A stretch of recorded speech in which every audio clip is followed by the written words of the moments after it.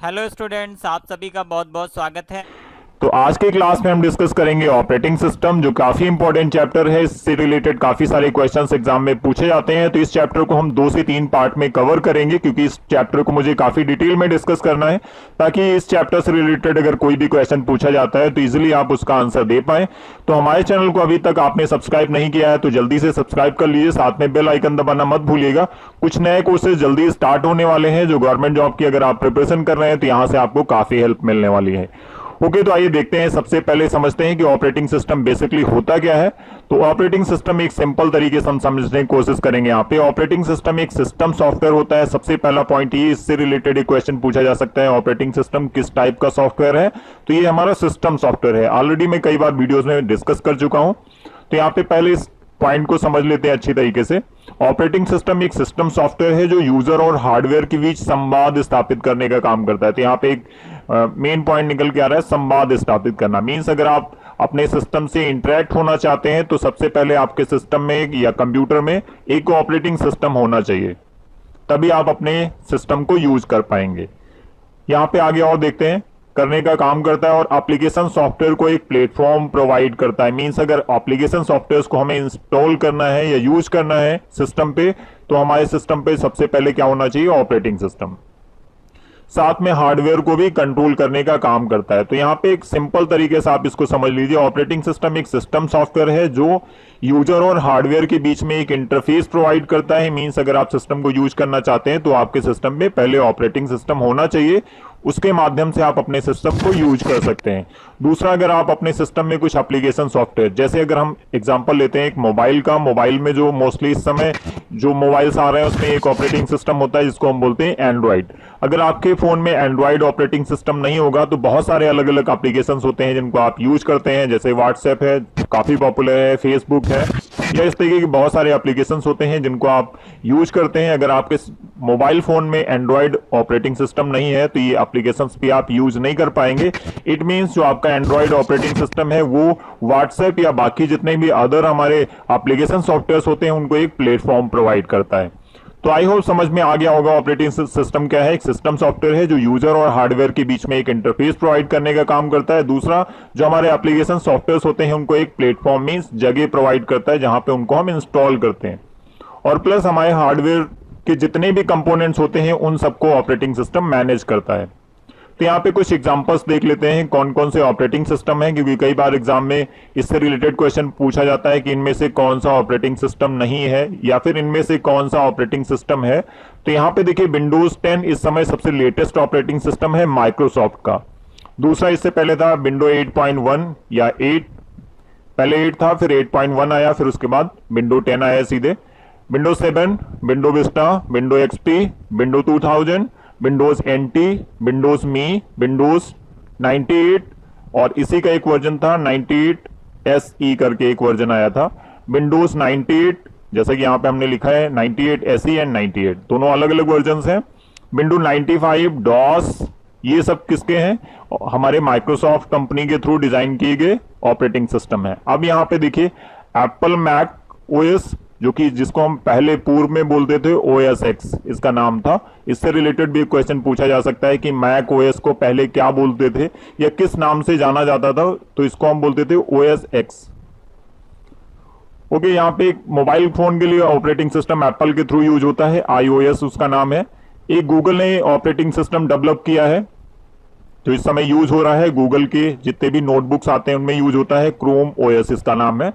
और यहाँ पे लाइनेक्स और यूनिक्स, ये सब क्या है, जितने भी हैं ये सब ऑपरेटिंग सिस्टम है। यहाँ पे एक और ऑपरेटिंग सिस्टम हम ऐड कर सकते हैं, एंड्रॉइड, जो कि काफी ज्यादा पॉपुलर है मोबाइल फोन्स पे। प्लस अभी कुछ लैपटॉप में या फिर नोटपैड में आना शुरू हो गया है, टैबलेट में भी एंड्रॉइड आना शुरू हो गया है। तो ये हमारे ऑपरेटिंग सिस्टम्स हैं जिनको हम यूज करते हैं। ओके, तो अब हम देखते हैं कि सबसे पहले इसका आर्किटेक्चर क्या होता है, किस तरीके से ऑपरेटिंग सिस्टम हमारा काम करता है। तो देखिए, सबसे पहले बेस लाइन पे होता है हमारा हार्डवेयर, जहां पे हम अपने ऑपरेटिंग सिस्टम को स्टोर करते हैं या इंस्टॉल करते हैं। तो यहाँ पे देखिए हार्डवेयर है, देन ऑपरेटिंग सिस्टम। अब ऑपरेटिंग सिस्टम के बाद आता है हमारा यूटिलिटी सॉफ्टवेयर। तो यहाँ पे हमने काफी सारे एग्जांपल्स दिए हैं, जैसे हार्डवेयर में क्या क्या आता है, इनपुट आउटपुट, सीपीयू और मेमोरी, ये हमारे बेस कंपोनेंट्स होते हैं हार्डवेयर के। जो कि किसी भी कंप्यूटर में आपको ये सारे के सारे कंपोनेंट्स मिल जाएंगे। अगर ये कंपोनेंट्स नहीं है तो आपका जो कंप्यूटर है वो काम नहीं करेगा। तो वैसे यहाँ पे अब कुछ ऑपरेटिंग सिस्टम की बात करते हैं। डॉस, विंडोज, लाइनेक्स, यूनिक्स, ये क्या है? कोई भी ऑपरेटिंग सिस्टम जैसे ही हमारी हार्डवेयर की कॉन्फ़िगरेशन होगी उसके हिसाब से हम यहाँ पे इन ऑपरेटिंग सिस्टम को इंस्टॉल करेंगे। इसको इंस्टॉल करने के बाद फिर हम क्या आएंगे सेकंड लेवल पे। यहाँ पे हम कुछ यूटिलिटी सॉफ्टवेयर्स पहले इंस्टॉल करते हैं अपने ऑपरेटिंग सिस्टम पे, जैसे disk defragmenter, virus scanner, encryption utility. ये क्या होता है? सिक्योरिटी के लिए होता है। जब आप अपने सिस्टम पे डेटा कोई शेयर करते हैं तो हम उसको पहले इनक्रिप्ट कर देते हैं, ताकि डेटा अगर बीच में कोई चोरी भी कर लेता है तो उस डेटा में क्या है उसको पता नहीं चलेगा। इसी वजह से हम जब भी डेटा शेयर करते हैं किसी को, उसको इनक्रिप्ट कर सकते हैं या इनक्रिप्ट करके ही सेंड करते हैं। फिर बैकअप यूटिलिटी यहाँ पे एक होता है यूटिलिटी सॉफ्टवेयर, जिसके थ्रू हम अपने सिस्टम का डेटा बैकअप लेते रहते हैं। ओके, तो यहाँ पे यूटिलिटी सॉफ्टवेयर हो गया। फिर इसके ऊपर इंस्टॉल होता है हमारा एप्लीकेशन सॉफ्टवेयर। तो यहाँ पे एप्लीकेशन सॉफ्टवेयर के काफी सारे अलग अलग नाम है, जैसे माइक्रोसॉफ्ट ऑफिस है, इंटरनेट ब्राउजर है, ऑटोकैड है, पेज मेकर, फोटोशॉप, इस तरीके के बहुत सारे आपको एप्लीकेशन सॉफ्टवेयर के नाम ऑलरेडी पता होंगे और यहाँ पे मैंने कुछ मेंशन कर दिए। तो आई होप समझ में आ गया होगा इजिली इसका आर्किटेक्चर क्या होता है, किस तरीके से काम करता है। और यहाँ पे होता है हमारा यूजर, जो कि हमारे सिस्टम से इंटरेक्ट करता है। ओके, अब आगे देखते हैं main function of operating system. Means operating system के मुख्य कार्य क्या है? तो सबसे पहला कार्य है प्रोसेसिंग मैनेजमेंट या प्रोसेस मैनेजमेंट, इसको हम बोल सकते हैं। तो जब हमारा कंप्यूटर चल रहा होता है या रन कर रहा होता है, उस टाइम पे हमारे सिस्टम में काफी सारे अलग अलग तरीके के प्रोसेसेस एग्जीक्यूट हो रहे होते हैं या रन कर रहे होते हैं। उन सारे प्रोसेस को कौन मैनेज करता है? Operating system. अब प्रोसेस में क्या मैनेज करना है? किस प्रोसेस को पहले एग्जीक्यूट करना है, किस प्रोसेस को इनपुट से डेटा देना है, किस प्रोसेस को हमें शेड्यूल करना है, या इस तरीके की बहुत सारी एक्टिविटीज होती हैं जो हमारा मैनेज करता है ऑपरेटिंग सिस्टम। ओके, किस प्रोसेस को हमें मेमोरी असाइन करनी है या कितनी टाइम तक उस प्रोसेस को एग्जीक्यूशन का टाइम अलॉट करना है, ये सारी चीजें मैनेज करता है हमारा ऑपरेटिंग सिस्टम। फिर बात आती है मेमोरी मैनेजमेंट की। तो यहाँ पे जब कई सारे प्रोसेस रन कर रहे होते हैं और हमारे पास जो मेमोरी होती है वो लिमिटेड होती है। यहाँ पे मेमोरी की बात हो रही, मीन्स रैम से रिलेटेड ये यहाँ पे कंटेंट होगा।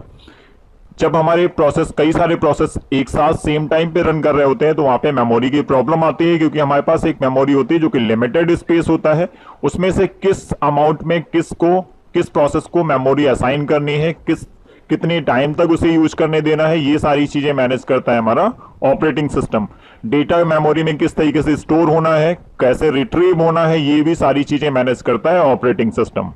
कौन सी फाइल कहां पे स्टोर्ड है और उस फाइल को हम कैसे रिट्रीव करेंगे, या उस फाइल की इंडेक्सिंग कैसे होगी, या जो हार्ड डिस्क पे हमारा डेटा स्टोर हो रहा है उसकी इंडेक्सिंग कैसे होगी, ये सारी चीजें मैनेज करता है ऑपरेटिंग सिस्टम। अब अगला पॉइंट है यहाँ पे input device management, input output device management. तो यहाँ पे जितने भी हमारे इनपुट आउटपुट डिवाइसेस होते हैं उनको भी ऑपरेटिंग सिस्टम मैनेज करता है। मींस अगर इनपुट डिवाइस से कोई इनपुट आना है तो वो किस प्रोसेस को देना है, और अगर कोई प्रोसेस के थ्रू आउटपुट आ रहा है तो किस आउटपुट डिवाइस पे उस आउटपुट को भेजना है, जैसे कि प्रिंटर, मॉनिटर या अदर किसी साउंड या फिर कोई भी आउटपुट डिवाइस हो सकता है, किस पार्टिकुलर डिवाइस के लिए वो आउटपुट जनरेट हुआ है, कहां पे उसे भेजना है, ये सारी चीजें मैनेज करता है ऑपरेटिंग सिस्टम।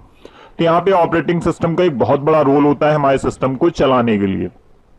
फिर अगला पॉइंट है यहाँ पे फाइल मैनेजमेंट।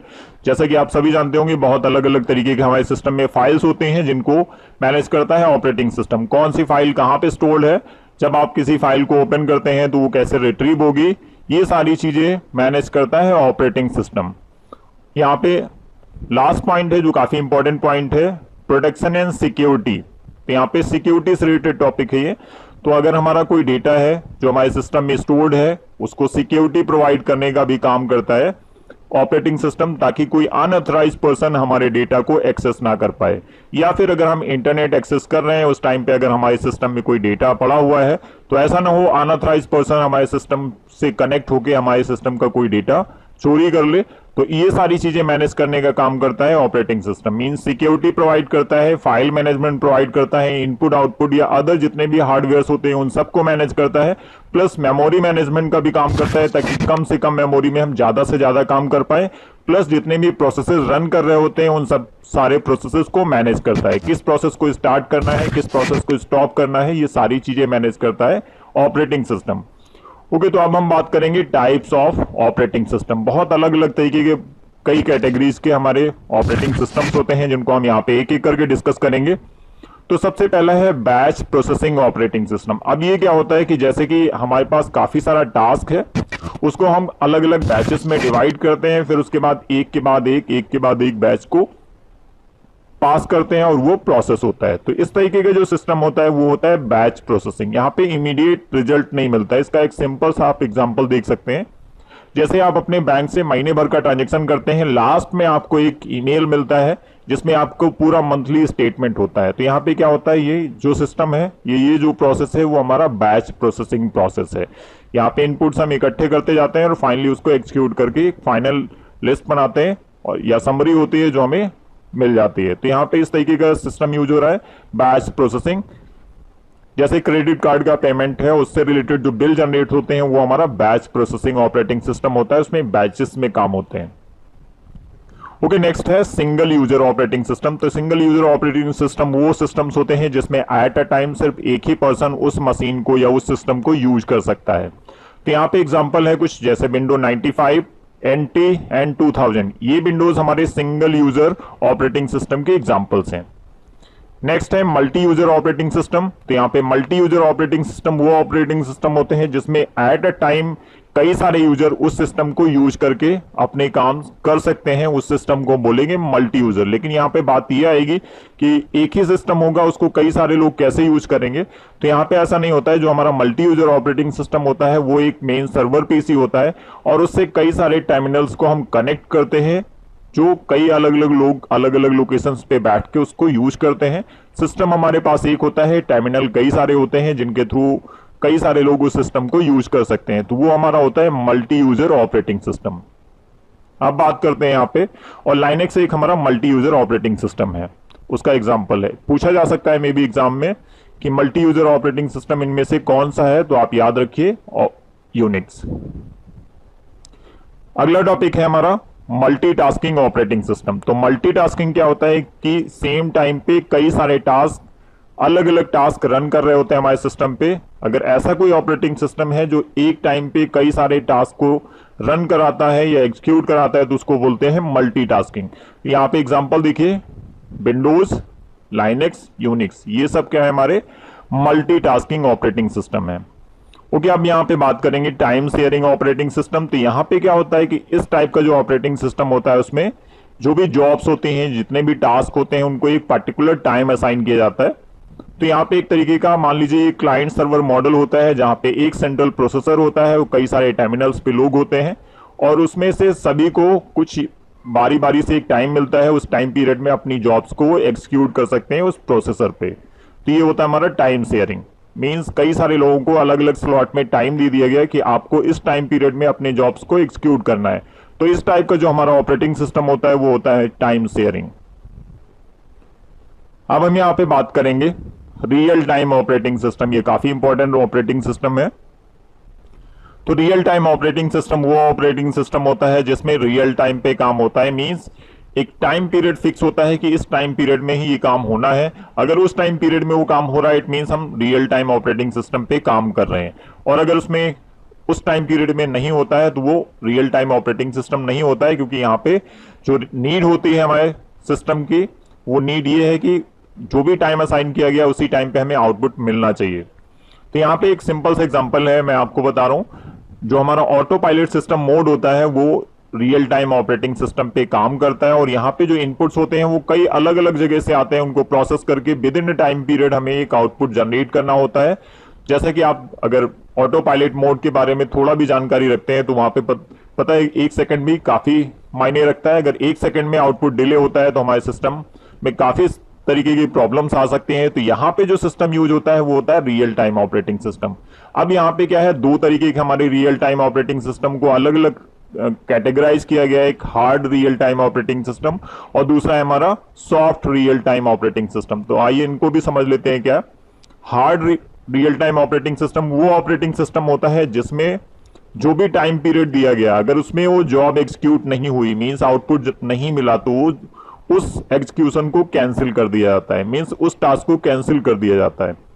जबकि सॉफ्ट में क्या होता है कि अगर पहले भी आ गया रिजल्ट तो एक्सेप्ट हो जाएगा, थोड़ा सा डिले भी हुआ तब भी एक्सेप्ट हो जाएगा।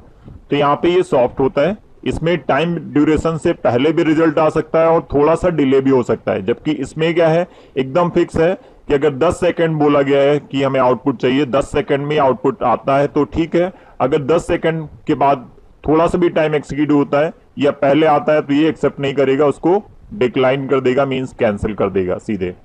तो यहाँ पे आई होप समझ में आ गया होगा real time operating system, hard और सॉफ्ट दोनों। नेक्स्ट है हमारा एम्बेडेड ऑपरेटिंग सिस्टम। ये आजकल काफी पॉपुलर है, कई जगह पे यूज हो रहा है।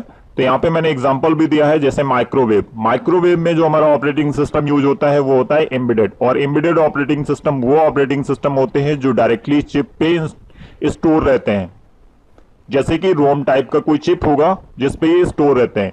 ऐसे वॉशिंग मशीन जो हमारी फुल्ली ऑटोमेटेड वॉशिंग मशीन आते हैं उसमें भी एम्बेडेड ऑपरेटिंग सिस्टम यूज होता है।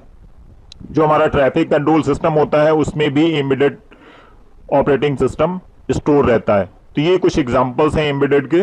ऐसे ही बहुत सारी चीजें हैं जिनको हम यूज करते हैं, जैसे एसी है, या इस तरह कई सारे इलेक्ट्रॉनिक गैजेट्स होते हैं जिनमें एम्बेडेड ऑपरेटिंग सिस्टम यूज हो रहा है आज की डेट में, और इससे काफी सारी चीजें चेंज हो रही हैं। नेक्स्ट है हमारा डिस्ट्रीब्यूटेड ऑपरेटिंग सिस्टम। ये भी काफी इंपॉर्टेंट ऑपरेटिंग सिस्टम है। अब इसमें क्या होता है, कई सारी मशीन एक नेटवर्क से कनेक्टेड होती हैं। अब उसमें जब भी जॉब एग्जीक्यूट होती है तो मान लीजिए जो भी जॉब है उसको कई अलग अलग पार्ट्स में डिवाइड कर दिया जाता है, फिर उन सभी मशीन्स को अलग अलग रिस्पॉन्सिबिलिटीज दे दी जाती हैं या उस टास्क को असाइन कर दिया जाता है, और वो सारी मशीन इंडिविजुअली उस जॉब को एग्जीक्यूट करती है। एग्जीक्यूट करने के बाद फाइनली जो रिजल्ट होता है जिसके थ्रू वो जॉब असाइन की गई थी, वो सारी मशीन उस पर्टिकुलर पर्सन को या उस पर्टिकुलर सिस्टम को उनका रिजल्ट्स वापस करती हैं, और फिर फाइनली वो कैलकुलेट करता है और रिजल्ट जनरेट होता है। तो एक तरीके से ये मान लीजिए कोई काम है जिसको हम 10 अलग अलग लोगों को बांट देते हैं, वो उस काम को फिनिश करके किसी एक पार्टिकुलर पर्सन को रिपोर्ट करते हैं जो उस काम को असाइन कर रहा है। ओके, तो इस तरीके से हमारा डिस्ट्रीब्यूटेड ऑपरेटिंग सिस्टम काम करता है, जिससे हमारी जो प्रोसेसिंग स्पीड होती है वो काफी ज्यादा फास्ट हो जाती है। क्योंकि एक काम अगर एक बंदा करेगा तो 10 मिनट लग रहा है, और 10 लोग अगर उसी काम को मिलकर करते हैं तो 1 मिनट में वो काम हो जाएगा। तो इसी तरीके से हमारा जो डिस्ट्रीब्यूटेड ऑपरेटिंग सिस्टम है कुछ इसी कॉन्सेप्ट पे काम करता है। इस वजह से जो हमारा कंप्यूटिंग कैपेबिलिटी होती है तो वो काफी ज्यादा इनहेंस हो जाती है और कम से कम टाइम में हमें रिजल्ट मिलते हैं। ओके, अगला है यहाँ पे नेटवर्क ऑपरेटिंग सिस्टम। अब यहाँ पे क्या होता है कि सर्वर क्लाइंट मॉडल होता है, एक होता है हमारा सर्वर, और यहाँ पे काफी सारे क्लाइंट्स होते हैं। ये सब अलग अलग टर्मिनल्स पे क्लाइंट्स होते हैं, और यहाँ पे ये सब अपनी जॉब्स को इस पे एग्जीक्यूट करते हैं। ओके, और यहाँ पे इसका एक दूसरा भी एग्जांपल है, इसको एक दूसरी तरीके से भी यूज किया जाता है। जैसे यहाँ पे एक प्रिंटर लगा हुआ है और ये लोग इस प्रिंटर को यूज करना चाहते हैं, अलग अलग जगह पे बैठे हुए हैं। तो ये किसके थ्रू पॉसिबल होगा, हमारा जो नेटवर्क ऑपरेटिंग सिस्टम होगा उसके थ्रू ये इस प्रिंटर पे अपनी प्रिंट कॉपी कर पाएंगे या प्रिंट यहाँ पे भेज सकते हैं। ये होता है नेटवर्क ऑपरेटिंग सिस्टम की हेल्प से। तो आई होप ये सारे टॉपिक समझ में आ गए होंगे। अगर इससे रिलेटेड कोई क्वेरी है तो प्लीज कमेंट करके जरूर बताइएगा। तो आज के टॉपिक पे हम कुछ क्वेश्चंस पूछ रहे हैं, जिनके क्वेश्चंस के आंसर आप जरूर इस वीडियो में कमेंट करके बताइएगा, और नेक्स्ट वीडियो में हम इन सभी क्वेश्चंस के आंसर्स भी बताएंगे, डिस्कस करेंगे इसको डिटेल में। तो उम्मीद करते हैं आप सभी लोग इन क्वेश्चंस के आंसर जरूर कमेंट करेंगे, क्योंकि यहाँ पे मैंने काफी इंपॉर्टेंट क्वेश्चंस रखे हैं। तो यहाँ पे एक एक क्वेश्चन देख लेते हैं, आंसर्स आप लोगों को कमेंट करना है। सबसे पहला, ऑपरेटिंग सिस्टम कौन सा है, इंपॉर्टेंट क्वेश्चन है। इसमें ऑप्शंस दिख रहा होगा स्क्रीन पे, आप चाहें तो इसका स्नैपशॉट ले लीजिए, बाद में सॉल्व करके आप कमेंट कर सकते हैं, लेकिन कमेंट जरूर करिएगा। और नेक्स्ट वीडियो में मैं इन सारे क्वेश्चंस के आंसर भी बताऊंगा। अगला है, माइक्रोसॉफ्ट द्वारा बनाया गया पहला ऑपरेटिंग सिस्टम कौन सा है, काफी इंपॉर्टेंट क्वेश्चन है, और ये अभी सितंबर मंथ के CCC एग्जाम में इनमें से कुछ क्वेश्चंस आ भी सकते हैं, क्योंकि इंपॉर्टेंट क्वेश्चंस है। अगला है, लाइनेक्स किस तरह का ऑपरेटिंग सिस्टम है, निम्न में कौन सा GUI ऑपरेटिंग सिस्टम नहीं है। सबसे पहला GUI ऑपरेटिंग सिस्टम कौन सा था, निम्न में कौन सा मल्टी यूजर ऑपरेटिंग सिस्टम है। लास्ट क्वेश्चन है, ऑपरेटिंग सिस्टम हमेशा रैम में स्टोर रहता है। ओके, तो उम्मीद करते हैं ये क्वेश्चन समझ में आ गए होंगे। तो इन सभी का आंसर जरूर कमेंट करके बताइएगा, और ये वीडियो कैसा लगा कमेंट करिएगा।